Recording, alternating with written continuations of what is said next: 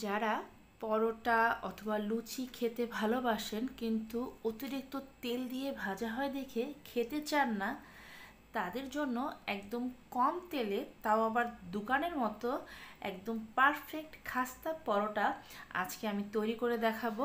আপনারা বাসায় এই রেসিপিটা ফলো করে একদম অল্প তেলে পারফেক্ট পরোটা তৈরি করে নিতে পারবেন। প্রথমে পরোটা তৈরি করে নেওয়ার জন্য আমি নিয়েছি ময়দা। এখানে আমি 3 কাপের মতো ময়দা নিয়েছি। ময়দায় আমি পরিমাণ মতো একটু লবণ দিয়ে দিলাম আর সাথে দিয়ে দেব সাদা তেল। প্রথমেই বলেছি আমি কম তেলে ভেজে দেখাবো, এই জন্য তেলটা কিন্তু খুব একটা বেশি দেব না। প্রায় 1 টেবিল চামচের মতো তেল দিয়ে আমি এই লবণ দিয়ে ময়দাটাকে খুব ভালো করে ময়ান দিয়ে নেব। এই 1 টেবিল চামচ তেলই কিন্তু এই ময়দার জন্য যথেষ্ট। দোকানের থেকে আপনারা পরোটা বা লুচি কিনে খেয়ে দেখবেন সেখানে কিন্তু অতিরিক্ত তেল দেয়, যা অনেকটাই স্বাস্থ্যের জন্য ভালো না। তাই আপনারা বাসায় যখন বানাবেন এরকম অল্প তেল দিয়ে ভালো করে ময়ান দিয়ে নেবেন। তারপর এখানে পরিমাণ মতো অল্প অল্প করে জল দিয়ে আমরা একটা খামির তৈরি করে নেব।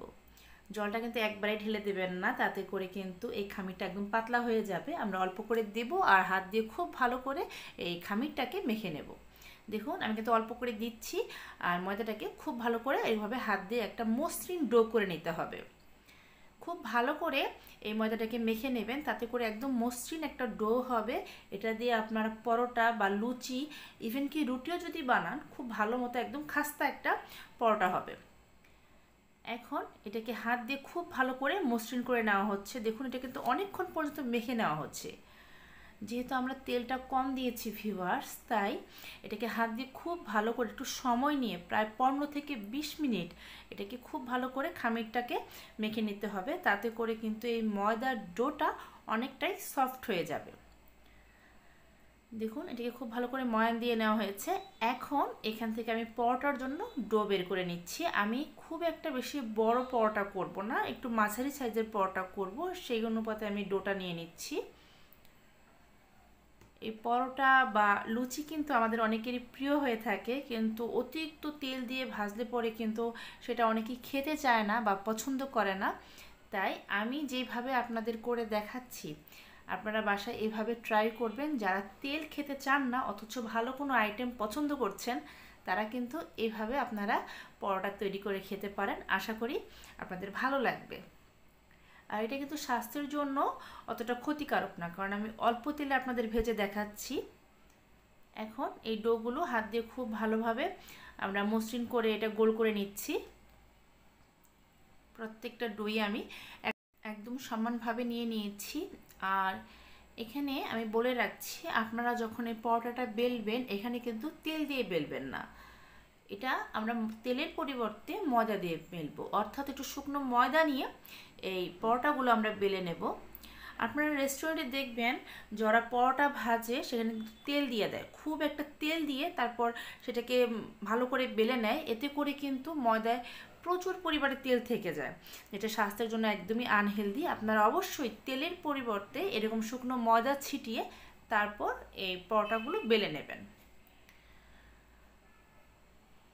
এখন এটা বেলার ক্ষেত্রে একটা সিস্টেম আছে, সেটা হচ্ছে খুব বেশি পাতলা করে কিন্তু বেলবেন না, একটু পুরু রেখেই আমরা এটা বেলে নেব। দেখুন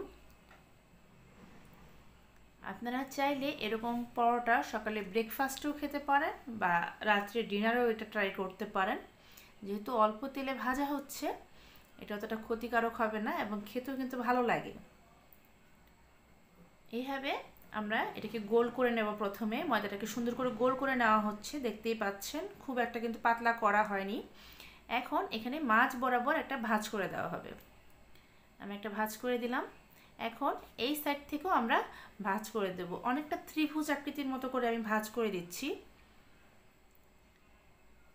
আপনারা চাইলে কিন্তু যারা তেল খেতে চান এখানে মাঝখানে ভাঁজ করার সময় একটু সাদা তেলও দিয়ে দিতে পারেন, একটু অয়েল ব্রাশ করেও নিতে পারেন, তাতেও কোনো সমস্যা নেই। কিন্তু আমি আগেই বলেছি আমি খুব একটা তেল দেব না, কারণ এত তেল দিয়ে পরোটা ভাজলে আমার কাছে সেটা খেতে ভালো লাগে না। তাই তেল না দিয়েই আমি ময়দা দিয়ে এটাকে খুব সুন্দর করে ভাঁজটা করে নিয়েছি। তারপর আবার এটাকে আমি বেলে নিচ্ছি। অনেকটা ত্রিভুজ আকৃতির হবে, আর এটা কিন্তু খুব একটা বেশি পাতলাও হবে না, আবার খুব একটা বেশি বড়ও হবে না।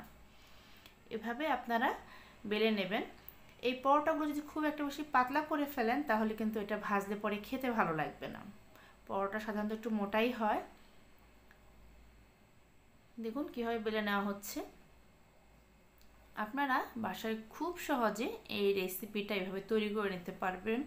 আমি খুব ক্লোজ করে আপনাদের দেখাচ্ছি এবং ভিডিওটা আনকাট আমি করেছি যাতে করে আপনারা খুব সহজে এটা বুঝতে পারেন। দেখুন আমি হাত দিয়ে একটু দেখিয়ে দিচ্ছি, আমার পরোটাগুলো ঠিক এরকম পাতলা হবে। এটা কিন্তু খুব একটা বেশি পাতলা হয়নি, আপনারা দেখতেই পাচ্ছেন। আশা করি ভিডিওটা দেখে আপনারা বুঝতে পারছেন আমি কীরকমভাবে বেলেছি। এটা আপনারা ঠিক এভাবে বেলে নেবেন। এখন এগুলোকে আমি ভাজতে চলে যাব। এই জন্য আমি এগুলোকে কড়াইতে দিয়ে দিচ্ছি। পরোটা একটা আমি দিয়ে দিলাম। আমি কিন্তু আগে থেকে কোনো তেল দিইনি, তেল ছাড়া আমি এই পরোটাগুলোকে হালকা একটু সেঁকে নেব। যখন দুইটা পাশ ভালো মতো ভাজা হয়ে যাবে আমি এখানে 1 টেবিল চামচ সাদা তেল দিয়ে দিয়েছি। খুব একটা তেল দিবেন না, একদম ডুবো তেলে ভাজতে যাবেন না ভিউয়ার্স। 10 থেকে 12 মিনিটের মধ্যে এগুলো ভাজা হয়ে যাবে। আমি নামিয়ে সার্ভ করে নিয়েছি। আপনাদের একটু হাত দিয়ে আমি ভেঙে দেখাই। দেখুন এই পরোটাগুলো কিন্তু খুব একটা তেল চিটচিটে হয়ে যায়নি, আর এগুলো কিন্তু দোকানের মতোই একদম খাস্তা হবে। আপনারা চাইলে বিভিন্ন ছোলার ডাল অথবা মাংসের তরকারি বা ডিম ভাজি দিয়েও এই পরোটা সার্ভ করতে পারেন, খেতে ভীষণ ভালো লাগে। আমি হাত দিয়ে একটু আপনাদের দেখাচ্ছি। দেখুন তেল থাকলেও খুব একটা কিন্তু তেল এই পরোটাতে থাকে না। এই জন্য যারা খুব একটা তেলের আইটেম পছন্দ না করেন তারা কিন্তু এইভাবে আপনারা পরোটা ভেজে খেতে পারেন। এটা কিন্তু স্বাস্থ্যের জন্য খুব একটা ক্ষতিকারক না। আশা করি মাঝে মধ্যে আপনারা এইভাবে অল্প তেলে পরোটা ভেজে খেতে পারবেন। সবাই ভালো থাকবেন।